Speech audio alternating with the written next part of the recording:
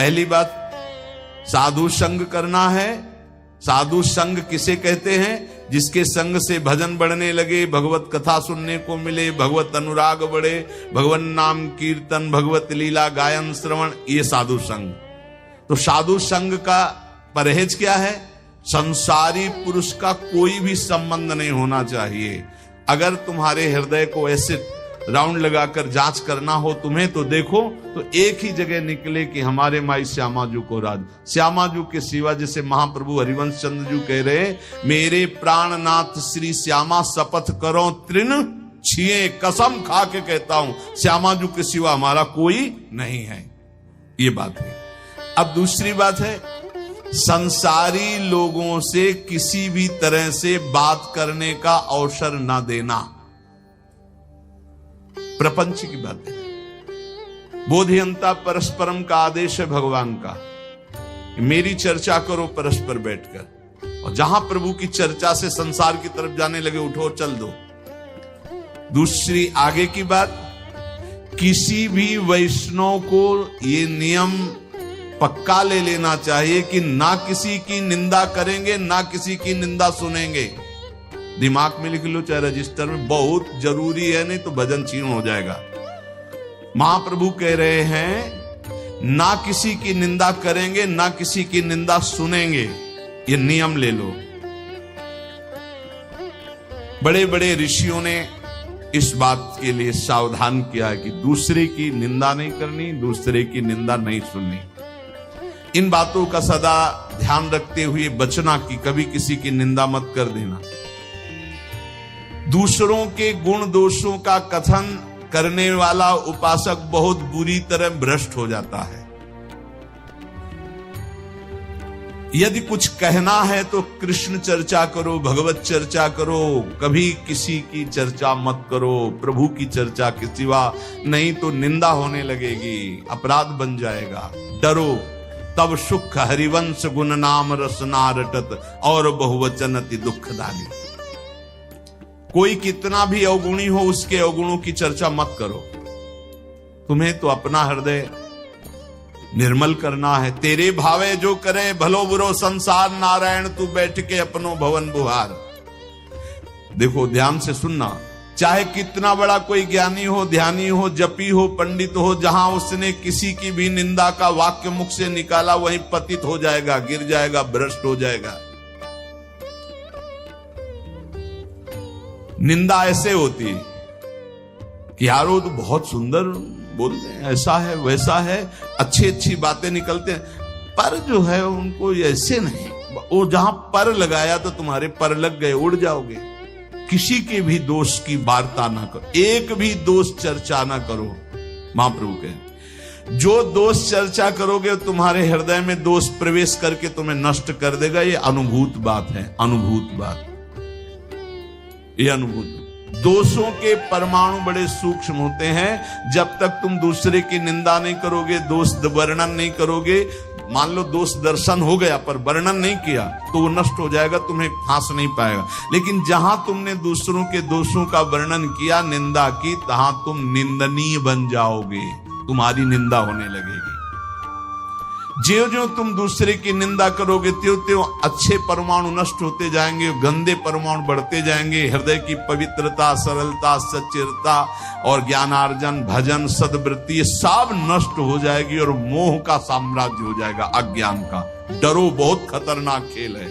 भक्तन की निंदा अति बुरी, भूल करो जिन कोय, कि सुकृत बहु जन्म के छिन में डारे खोए। इसलिए वैष्णव का परम धर्म है कि वो किसी की कभी भी निंदा ना करे और ना सुने। अदोषदर्शी वैष्णव होता है। सुनो, भगवत भक्त जो महात्मा है, भागवत है, साधु पुरुष है, उन्हीं के बीच में बैठो। ऐसे लोगों के बीच में मत बैठो जो एक दूसरे की निंदा करते हैं। ऐसे लोगों के बीच में मत बैठो जो मान प्रतिष्ठा की चाह रखते हैं, जो भोगों की चाह रखते हैं, जो काम तृष्णा वाले हैं। ऐसे लोगों का संग बिल्कुल मत करो। संगम त्यजेत मिथुन व्रतिनाम मुमुक्षु। विरक्त को चाहिए कि सदैव बच कर रहे ऐसे लोगों से, क्योंकि इनके परमाणु ऐसे होते हैं कि विरक्त की विरक्तता नष्ट हो जाएगी। इस वैराग्य के मार्ग में विषयी पुरुषों से बचना ऐसे बताया गया कि जैसे तुम्हारी गोद में सांप गिर जाए तो क्या करोगे? पहले झटकोगे, बाद में विचार होगा। ऐसे विषयी पुरुषों पर विचार करने की जरूरत, पहले झटको, दूरी हटो। अगर तुम वहां रहे तो सांप का जैसे काम है कि वो काटी लेगा, ऐसे विष चढ़ जाएगा, विषय रूपी विष चढ़ ही जाएगा पक्का। बहुत विचित्र, तो बड़ी विचित्र लीला है। इसलिए विरक्त को निरंतर भगवान नाम जप, भगवत लीला का गायन, भगवत लीला का श्रवण और विषयी पुरुषों के संग का त्याग और दूसरों की निंदा, दोष और इस प्रकार की सुनना, कथन करना, इसका त्याग, ये बैरागी के सुदृढ़ नियम है। और सुनो, मैं तुम्हें वैष्णव के संक्षेप में मुख्य धर्म बताता हूं। पहला, ग्राम्य कथा और भोग कथा एक कभी नहीं देखनी चाहिए, न सुननी चाहिए। ग्राम्य कथा में सांसारिक बातें, भोग कथा में जो विषय भोगों की। मोबाइल वाले वैष्णवजन सावधान, बिल्कुल ऐसा भयावह मोबाइल है कि अगर आप सावधान न रहे तो नष्ट हो जाएंगे। भगवत लीला कथा सुनने के लिए आपने मोबाइल खोला तो जहां लीला कथा रहे वहीं बगल में भोग कथा और संसार कथा के भी वीडियो हैं। वो आपने इसे टच किया तो लीला शुरू हो जाएगी और तुम्हारी लीला बिगड़ जाएगी। बहुत संभल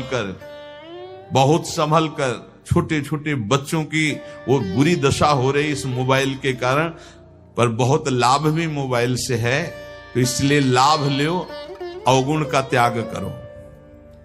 ग्राम्य कथा सुनना और भोग कथा सुनना मानो अपने वैराग्य की आग लगा लेना है, वैराग्य को नष्ट कर देना है। ग्राम्य कथा सुनने और कहने वाला निश्चित विषयी बन जाता है, बचना चाहिए विषय को। बहुत विचित्र है, बस शब्द मान लीजिए, ग्राम्य कथा, भोग कथा, इससे दूर, बहुत दूर। दूसरा, वैष्णव को अच्छे स्वादिष्ट पदार्थ नहीं खाने चाहिए। भोजन में जो नीरस पदार्थ हो वही लेने चाहिए, इससे विषय लोलुपता नष्ट हो जाती है।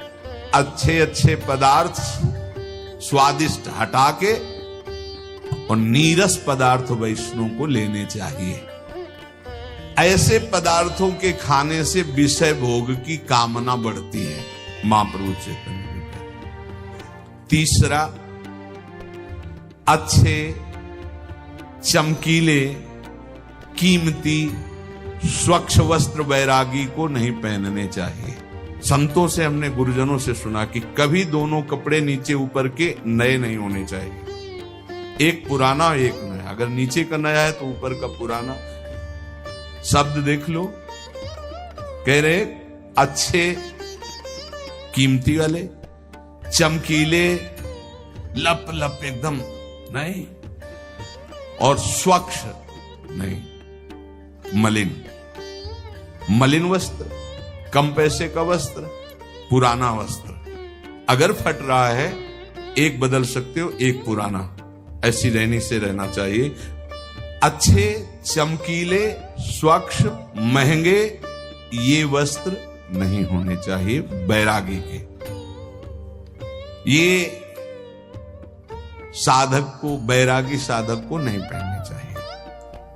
चौथा, कोई भी तुम्हारा सम्मान करे तो तुम उसे स्वीकार मत करो। दो प्रकार से, एक तो पंचांगों प्रणाम कर रहे आप करो, अगर ऐसा नहीं है तो आप तत्काल विचार करो कि ये गुरु और इष्ट के लिए प्रणाम हो रहा है, क्योंकि तिलक गुरु प्रदत्त, वेश गुरु प्रदत्त, जीवन गुरुदेव का, ये गुरुदेव और इष्ट का प्रणाम हो रहा है। स्वयं कभी स्वीकार नहीं करना चाहिए, क्योंकि मान सम्मान स्वीकार करने से अभिमान आता है, और अभिमान से सारे साधन भागवती ढक जाते हैं, नष्ट हो जाते हैं। जहां अभिमान आया तो फिर विकार परेशान कर देते हैं। जैसे नारद जी को थोड़ा आ गया कि मैं काम विजयी हूं, तो फिर आगे की चरित्र सुना ही है। पांचवा, अपने को तो सम्मान नहीं लेना, लेकिन दूसरे का सम्मान जरूर करना है। दूसरे को इतना सम्मान दो मानो भगवान हमारे पधारे हैं, ऐसा भाव। यहां तक वर्णन कि यदि आप श्री जी की सेवा कर रहे हो, कोई वैष्णव आ गए तो श्री जी को ऐसे पधरा दो, जैसी स्थिति में हाथ जोड़कर खड़े हो, पहले वैष्णव का सम्मान करो, फिर श्री जी की सेवा करो। जैसे अपने आत्मस्वरूप प्रभु का सम्मान, ऐसे आए हुए घर में संत का, वैष्णव का सम्मान करें। उनके सामने अपने को अत्यंत दैन्य, तुच्छाति तुच्छ समझे, इससे श्री कृष्ण बहुत प्रसन्न होते हैं। छठवां, खाते समय, स्नान करते समय और क्रियाओं के समय नाम छूट जाता है। कुछ ऐसे समय हैं जिनमें भजन में विघ्न पड़ता है, तो उन अवस्थाओं में सावधान रह करके नाम को पकड़े कि छूट ना जाए। जैसे भोजन पा रहे हैं, स्नान कर रहे हैं, कोई क्रिया कर रहे हैं, किसी व्यक्ति से मिल रहे हैं, इनमें भजन छूटता है। सावधान होकर वैष्णव को भजन पकड़ना चाहिए कि खाते पीते, चलते फिरते, मिलते, व्यवहार करते भी नाम जप ना छूटे। नाम जप से बहुत जल्दी श्री कृष्ण प्रेम प्राप्त होता है।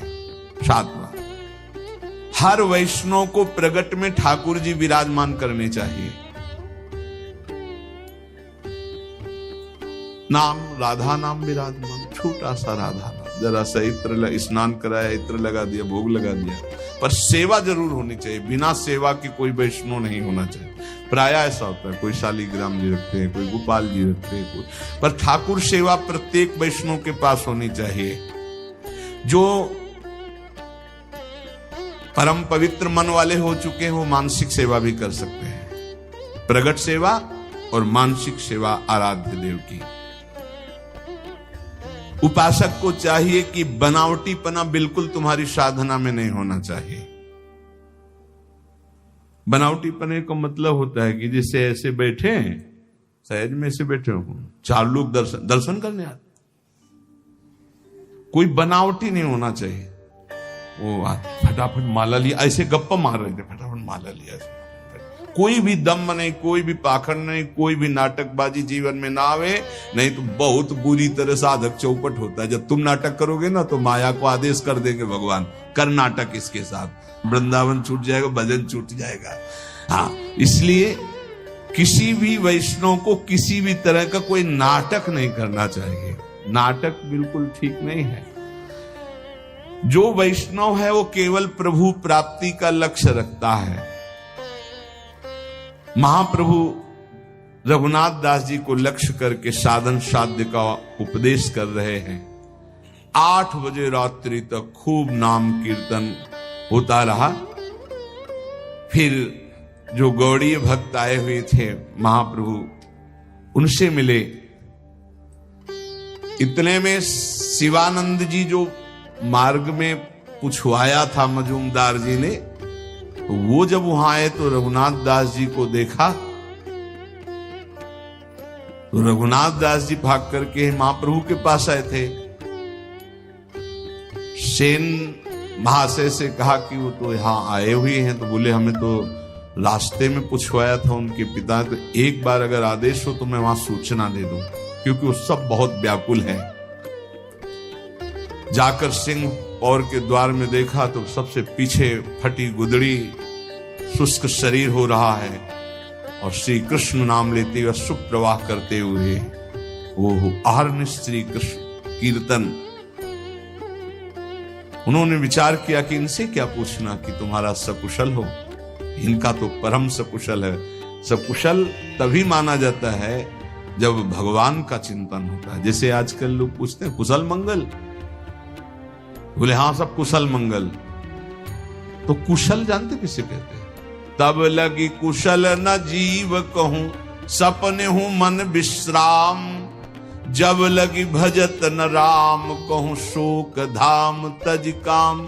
कुशल तभी माना जाएगा जब आपके मुख में नाम जब चल रहा है, नहीं तो कुशल मंगल नहीं। और मंगल, मंगल भवन मंगल हारी, उमा सहित जेहि जपत पुरारी। मंगल भवन भगवान का जो स्वयं उमा सहित भगवान शिव नाम जप करते हैं। यदि नाम जप नहीं हो रहा तो कुशल मंगल नहीं तुम्हारी। और बोले कुशल मंगल, बोले सब कुशल मंगल, पर पंच करते हुए कुशल मंगल, नाम जप करते हुए। सेवक ने तत्काल पत्र लिखा, शिवासेन ने पत्र भिजवाया जगन्नाथपुरी से कि आपका पुत्र निश्चिंत रहिए, महाप्रभु की कृपा से यहां विराजमान है, पर जो स्थिति है वो तुम सह नहीं पाओगे। रघुनाथ दास सिंह पौर द्वार पर खड़े होकर भिक्षा जो मिलता है उसी को पाते हैं और किसी से कोई और सुख सुविधा नहीं लेते। जब उनके माता पिता के पास पत्र पहुंचा तो हाय हाय मच गया कि अरबों खरबों की संपत्ति और बेटा भीख मांग रहा है सिंह पौर द्वार पे। माता तो मूर्छित हो गई सुन करके कि कैसे मेरा रघु जीता होगा। पिता ने अपने पुत्र के लिए तत्काल 4 रसोई नौकर सब 400 स्वर्ण मुद्राएं साथ में, जाओ रोज रसोई बनेगी, अच्छे से अच्छे पदार्थ मेरे रघु को, अगर वो बैरागी बन के रहना चाहता है तो ऐसे रहे। हर माता पिता की ऐसी व्यवस्था। रसोईया जगन्नाथपुरी आया, 400 स्वर्ण मुद्राएं और कई रसोइये कई नौकर। अब सुविधाजनक सुंदर भोजन बनाकर, और सेवक ने कहा कि 400 स्वर्ण मुद्राएं भी लाए हुए रघुनाथ दास जी से कहा आप सुखपूर्वक रहिए। रघुनाथ दास जी ने कहा एक भी मुद्रा नहीं। रघुनाथ दास जी ने सोचा जब रसोईया आया है तो ये सुंदर भोग बनाकर महाप्रभु की सेवा हो जाए। महाप्रभु से प्रार्थना की। महाप्रभु ने, उनके पिता परम वैष्णव है ये जानते हुए, थोड़ा प्रसाद स्वीकार किया। पर रघुनाथ दास जी प्रसाद वहीं पाते, सिंह पौर वाला जो मिलता, अपने पिता के द्वारा भेजी हुई सुविधा को नहीं। महाप्रभु की सेवा 8 दिन तक ये रसोईया बलाता। रघुनाथ दास जी ने फिर विचार किया कि महाप्रभु को ये सुख सुविधाएं पसंद नहीं। खुद उपदेश किया था, जब मैंने सब कुछ त्याग दिया है तो फिर मेरा कुछ है ही नहीं, तो मैं क्यों महाप्रभु की सेवा के लिए अपने पिता की संपत्ति का प्रयोग करूं। महाप्रभु तो हमारी प्रसन्नता के लिए स्वीकार करते हैं। 8वें दिन ही कहा रसोईया से अपने सभी उठाओ और वापस हो जाओ। अब वो तो बेचारे सेवक सब वापस कर दिया। आप विचार करो कैसा वैराग्यमय जीवन है। प्रभु ने कहा स्वरूप ठीक किया रघुनाथ ने। ध्यान रखना, ये विषयी लोगों का अन्न खाने से रजोगुण की वृद्धि होती है। उनके धन में ममता के परमाणु रहते हैं। महाप्रभु चैतन्य देव कह रहे हैं, घर वालों के धन में ममता के परमाणु रहते हैं। संसारी लोग कामना शून्य होकर तो अपने जामाता को भी नहीं खिलाते, औरों की तो बात क्या। मलिन बुद्धि वालों का अन्न खाने से कभी कृष्ण नाम जप नहीं होता, कृष्ण नाम कीर्तन नहीं होता और श्री कृष्ण प्रसन्न नहीं होते। जहां तक हो सके इन विषयी पुरुषों के अन्न से बचना चाहिए। रघु ने ठीक किया। आज तक मैं जो जाता था केवल प्रेम संकोच के कारण जाता था। बड़ा अच्छा किया, बहुत सुंदर किया। रघुनाथ का त्याग और वैराग्य प्रशंसनीय है, महाप्रभु ने कहा। रघुनाथ दास जी ने अब वहां भी मांगने के खड़े होना बंद कर दिया, क्योंकि लोग परिचित हो गए थे कि इतने बड़े धनी मानी के तो स्वादिष्ट स्वादिष्ट पदार्थ खरीद कर रघुनाथ दास जी को देने लगे थे। भिक्षा लेना बंद कर दिया। एक क्षेत्र में जाते जहां अन्न बंटता था, दाल और महाप्रसाद ही बंटता था केवल, तो सायंकाल जाते जो बचा खुचा होता वहां से ले आते थे। महाप्रभु ने कहा रघुनाथ दास अब सिंह पौर पर नहीं खड़ा होता, क्योंकि दर्शन करके आते तो दिखाई नहीं देता, तो कहां से प्रसाद पाता है। तो उनका प्रभु अब वो एक क्षेत्र में जाते हैं और वहां से बचा हुआ दाल और महाप्रसाद ले आते हैं और उसी को पा लेते हैं। प्रभु ने संतुष्टि पूर्वक कहा ये सर्वोत्तम कार्य किया। सिंह द्वार पर भिक्षा की लालसा से हर व्यक्ति का मुख देखने की इच्छा होती कि ये दे दे, शायद ये दे दे। अच्छा किया। महाप्रभु ने जो कहा वो शब्द ये है कि इस तरह से वृत्ति रखना वैश्यावृत्ति कहलाती है। ये व्यक्ति आ रहा कुछ दे देगा, ये व्यक्ति आ रहा कुछ दे देगा, ये व्यक्ति आ रहा है, नहीं। मुख में नाम और चित्त में दूसरे का चिंतन बिल्कुल ठीक नहीं। जिसका नाम उसी का चिंतन। अच्छा किया उसने। एक बार चला जाएगा, क्षेत्र से ले आएगा, भजन करेगा, अच्छा है। स्वरूप गोस्वामी जी रघुनाथ दास जी को बताया कि महाप्रभु ने बहुत अच्छा कहा है। रघुनाथ दास जी ने सोचा फिर कुछ गड़बड़ी है। एक बार हम ये कह रहे थे कि जब गुरुजन प्रशंसा करें तो एकांत में बैठकर तुम रोना कि कोई तुमसे अपराध बन गया क्या कि तुम्हारे गुरुजन प्रशंसा कर रहे हैं। ये बात ध्यान रखना। बहुत प्रवीण थे रघुनाथ दास जी ने सोचा कुछ तो अभी त्रुटि रह गई। फिर रघुनाथ दास जी ने क्षेत्र जाना बंद कर दिया। अब रात में जो महाप्रसाद फेंक दिया जाता जिसे गाय भी नहीं पाती थी, ऐसा उस महाप्रसाद को रात्रि में उठा के लाते जो ऐसे, फिर उसे जल में डाल करके जो सड़े सड़े चावल वो हटा देते, फिर ऐसे इतना नहीं, बस उतना पाते रात दिन। एक दिन महाप्रभु ने पूछा कि तुम्हारा रघु बहुत दुबला हो गया, तो बोले क्षेत्र से भी त्याग कर दिया भोजन लाना। अब वो है महाप्रभु ने कहा इतना सुंदर अमृत अकेले अकेले पता है, अब निमंत्रण नहीं करेगा मेरे को, मुझे जाना पड़ेगा। फटी गुदड़ी के सिवा कोई दूसरा कपड़ा नहीं, एक लंगोटी, फटी गुदड़ी और रात्रि में फेंका हुआ महाप्रसाद जो बिकता नहीं था, जिसको शब्दों से उच्चारण नहीं कर सकते क्योंकि प्रसाद है, जो बिकता नहीं था, जो कोई पा नहीं सकता था, वो तो वहां की गाय आदि वो भी नहीं पाती थी, वो उठा के लाते। तब का ओहो निष्किंचना अवस्था इसी का नाम है। जो जिह्वा को संयम में कर लेता है, जो सहनशील है, जो तितिक्ष है, वही बैरागी है। महाप्रभु ने कहा पेट रूपी गड्ढा केवल पाटना है, बस ये नहीं देखना क्या पा रहे हैं। रूखा सूखा जो मिला, थोड़ा भूख शांति की, फिर नाम जप में लगे हुए हैं। इसमें जो लिखा वो सड़ा हुआ कोई कैसे पा सकता है प्रसाद जो गाय भी नहीं पाती थी। महाप्रभु एक दिन गए रात्रि में, जब पता लगा लिया कै बजे पाते हैं, और पीछे से जब वो पा रहे थे तो आंसू बहाते हुए कृष्ण कृष्ण नाम जप करते पीछे से गए, ऐसे रज के पात्र में जो वैसे लिया महाप्रसाद का, इतना स्वादिष्ट अमृत तू अकेले। बोले महाप्रभु आप मत पाना, हमने पहले पा लिया है, ये आपके पाने के योग्य नहीं। बोले ऐसा अमृत का निषेध करता है, अकेले अकेले कहीं ऐसा अमृत पाया जाता है। महाप्रभु आज मुझे श्री कृष्ण प्रेम प्राप्त होगा, क्योंकि ये रघुनाथ दास जी एकदम हाय हाय करने लगे। प्रभु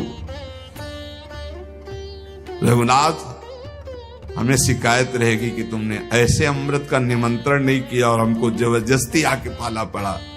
चरणों में गिर गए, कहा प्रभु ये आपके योग्य नहीं था, आपने ऐसा क्यों किया? आपने मुझे महापापी बना दिया, क्योंकि आपने उपा रहे थे रघुनाथ दास जी। प्रभु पाते हुए उल्लसित होकर के कहा रघुनाथ आज तुम पतित पावन हो गए, दूसरों को पावन करने वाले बन गए, और हृदय से लगा लिया। इतने में आवाज सुनकर सब परिकर आ गया। सबने देखा है महाप्रभु चैतन्य देव ने कहा सच्ची बताऊं रघुनाथ, आज तक इतने पदार्थ खाए वो स्वाद नहीं आया जो आज मुझे आया। जैसे सुदामा के तंदुल में श्री कृष्ण, सबरी के बेर में भगवान श्री राम, और विदुरानी के केले के छिलके द्वारिकाधीश, ऐसे रघुनाथ दास जी के उस चावल को महाप्रभु पा करके कहते महाप्रसाद। आज तक इतने व्यंजन पाए वो स्वाद नहीं आया जो आज मुझे स्वाद आया। आज मैं श्री कृष्ण प्रेम को प्राप्त हो रहा हूं। महाप्रभु की ऐसी भावदशा, ऐसी कृपा और रघुनाथ जी का ऐसा वैराग्य। वो 16 वर्षों तक पुरी में इसी तरह वैराग्य से, 16 वर्ष तक इस वैराग्य से, ऐसे वैराग्य से महाप्रभु के चरणों का सेवन करते हुए रहे। शेष चर्चा आगे। श्री राधा वल्लभ राधा वल्लभ श्री हरिवंश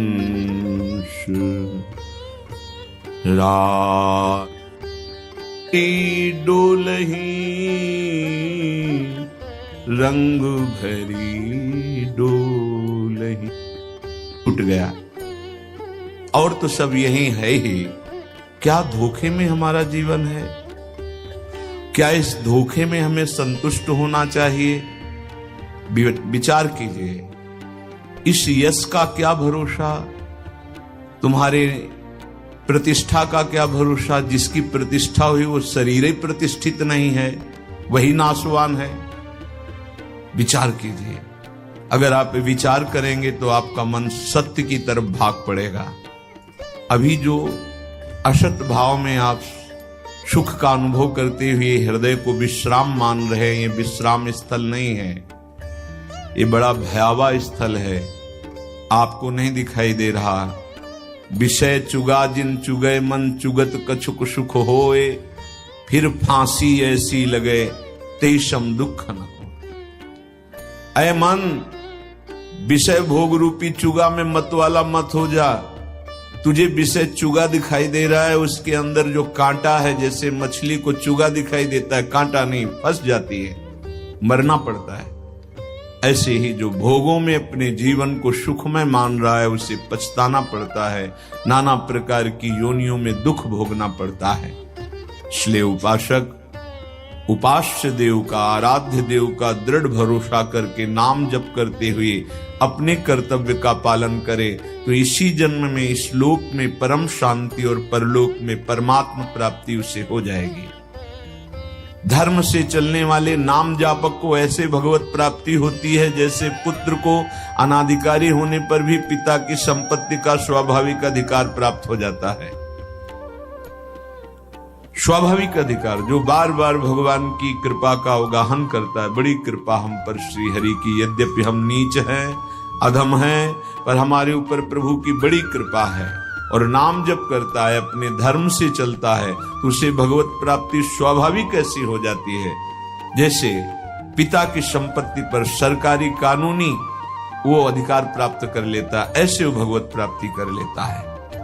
श्रीपाद प्रबोधानंद जी महाराज महामहिम सच्चिदानंद घन स्वरूप युगल सरकार के अत्यंत क्रीड़ा विलास, रसमय विलास, माधुर्य विलास का जो मूल वो वृंदावन है। बिना इस मूल वृंदावन का आश्रय लिए कोई प्रिया प्रीतम के प्रेम रस को नहीं जान सकता। एकांतिक में सन्यासी महात्मा जी काफी समय से आ रहे हैं। उन्होंने कहा कि मुझे लीला में प्रिया प्रीतम को ऐसा ऐसा असंभव, ऐसा नहीं हो सकता।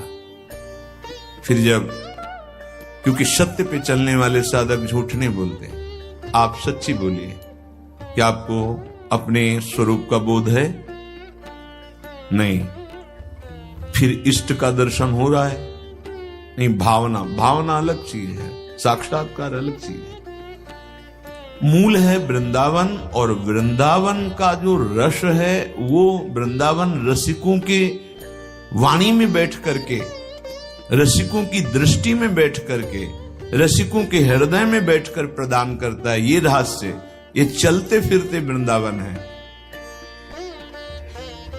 वृंदावन के प्रेम में डूबे हुए जिनका तन वृंदावन की रज से अभिषिक्त है, जिनका हृदय वृंदावन बिहारिणी बिहारी जी के प्रेम रस में डूबा हुआ है, चलते फिरते मूर्तिमान वृंदावन है। इनकी वाणी, इनकी दृष्टि, इनका स्पर्श, इनकी कृपा को वृंदावन की प्रेम रस में प्रवेश दिला देती है। नित एक धर्मिन संग तो रंग बढ़त नित नित सरस, नित नित प्रेम अभंग यह जो कृपा हरिवंश की। श्रीपाद कह रहे हैं, प्रेमोत्केन विचिन्त्यताम् विलुठनैः सर्वांगमायोज्यताम्, देहस्यास्य समर्पणेन सुदृढ़ प्रेमा समास्थीयताम्,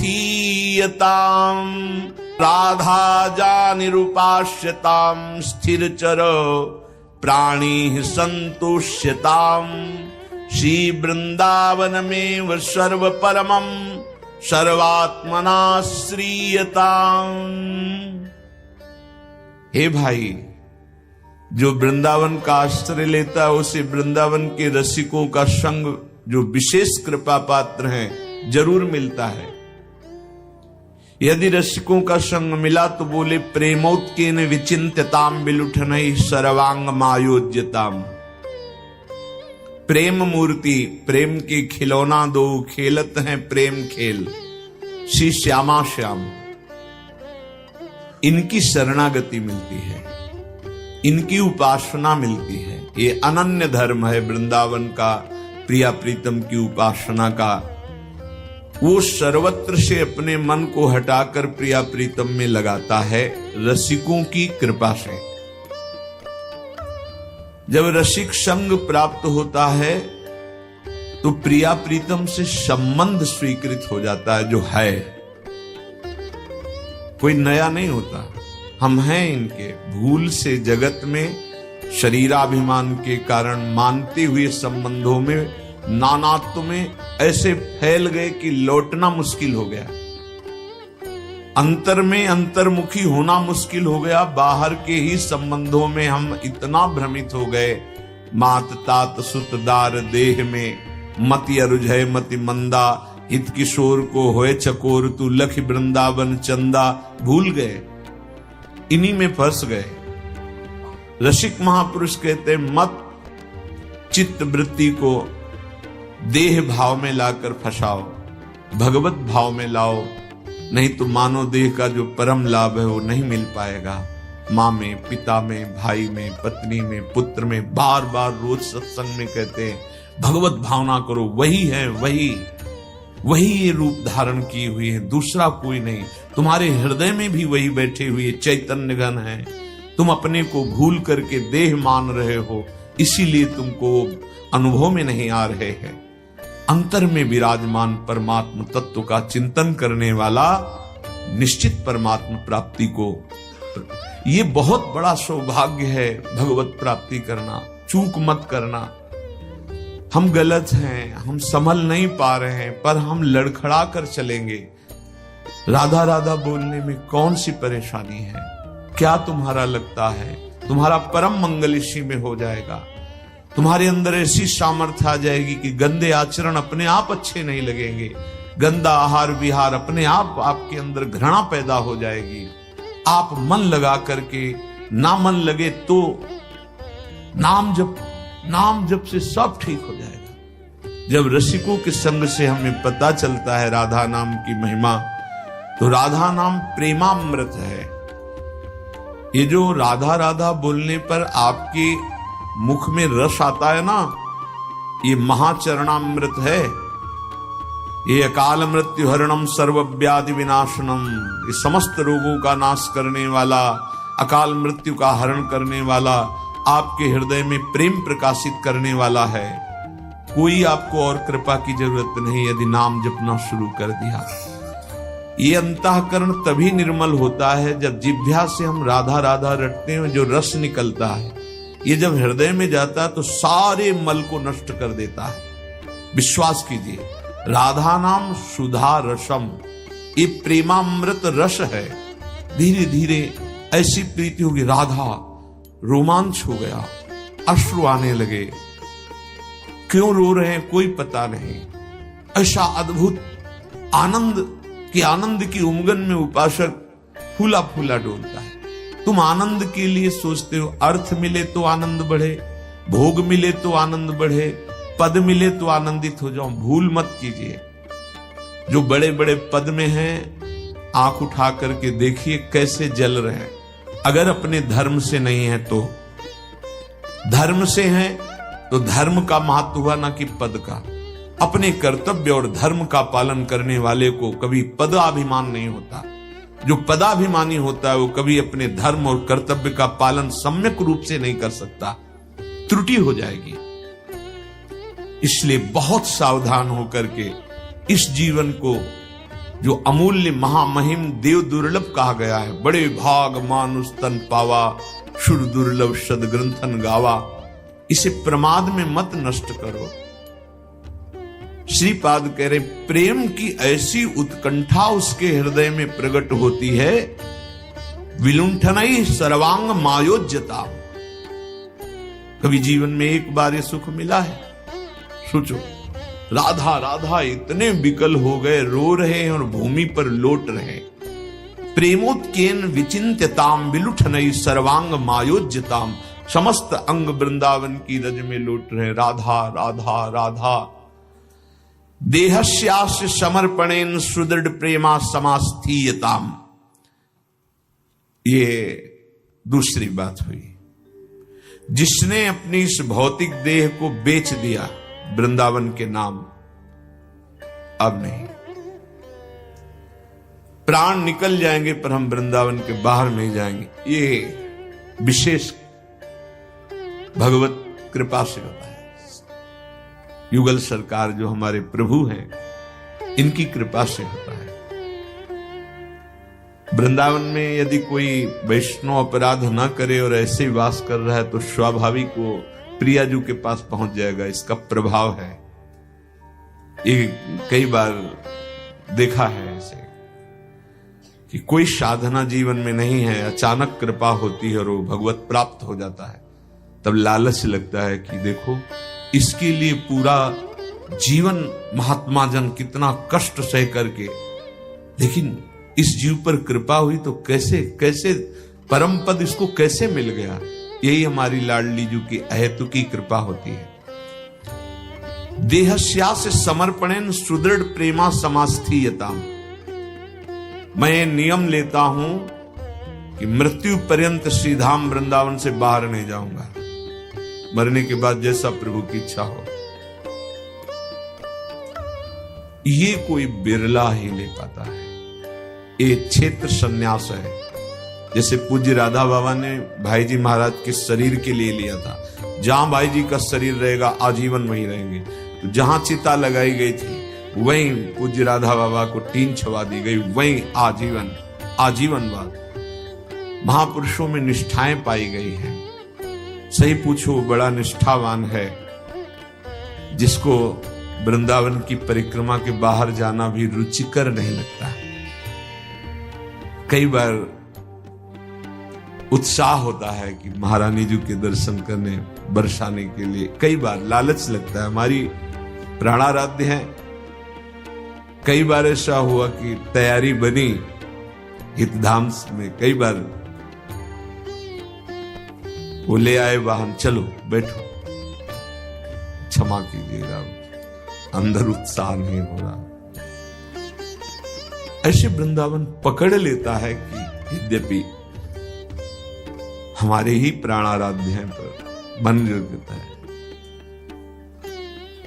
वृंदावन ऐसे आसक्त चित्त हो जाए कि देहस्या से समर्पणेन सुदृढ़ प्रेमा समास्थीयता। अब मुझे नरक स्वर्ग की परवाह नहीं, अब मेरा जीवन वृंदावन को समर्पित।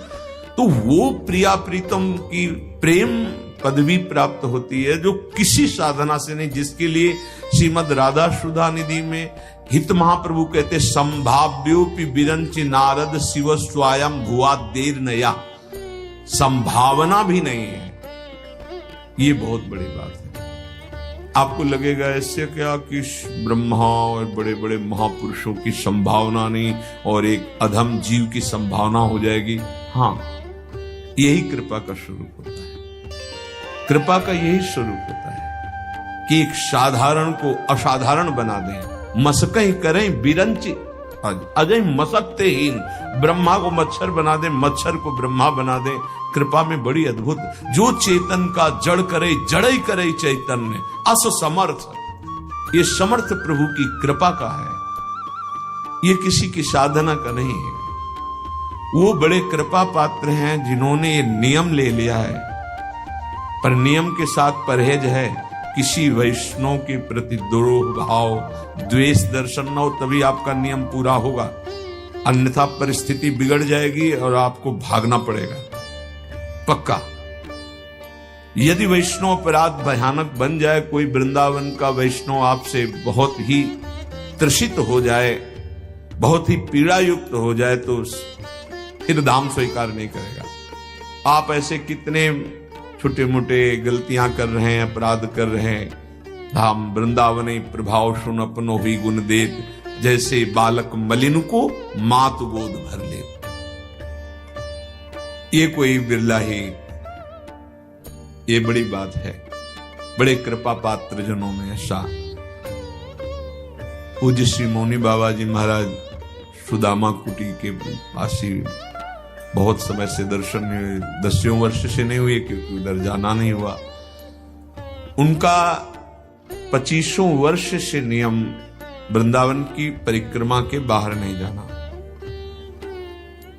रामानंदी संत भगवान हैं और हमें लगता है कि 101 संख्या में शालिग्राम भगवान होंगे।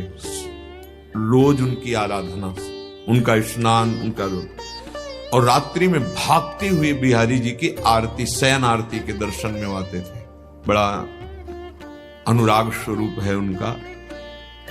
पूज्य श्री मथुरादास जी महाराज अयोध्याम से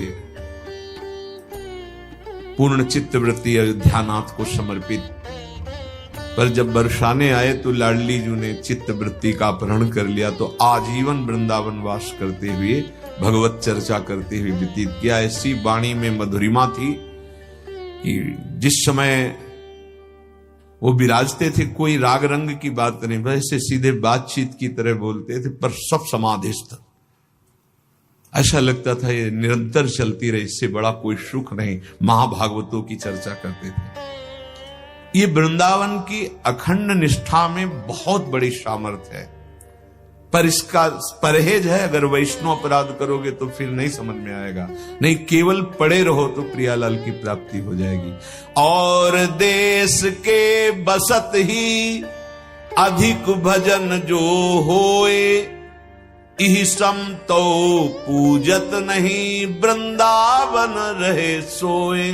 केवल वृंदावन वास कर रहा है, पड़ा रहता है, तो बोले भगवत प्राप्ति हो जाए। धाम का प्रभाव।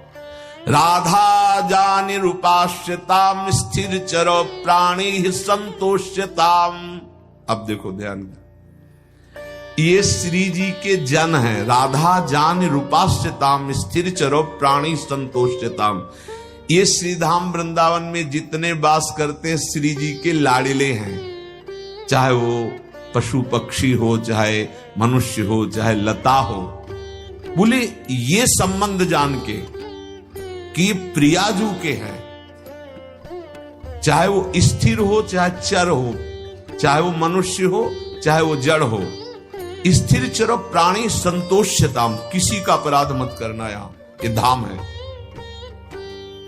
गुरुजनों ने तो इतना कि जैसे बाहर के लोग आते हैं, हित धाम में देखा नीम का पेड़ था, ऐसे पकड़ा, डाल फाड़ी, दतून निकाली और फेंक, उनके पास जाके हाथ जोड़ते कि जानते हो ये क्या है? तुम इसे नीम समझ रहे हो? ये प्रियाजू की सखी है जो लता रूप में विराजमान है। अरे बाहर से आए हो, रज से कर लो, मंजन खरीद लो, काहे को डाल फाड़ दी आपने? अब उनको क्या पता चले कि वो तो अपने ध्वनि में। अगर यहाँ हम श्री जी के लिए पत्र पुष्प आदि जो झूला में, तो गुरुजनों को देखा ऐसे भिक्षा मांगी वृक्ष से। हे वृंदावन की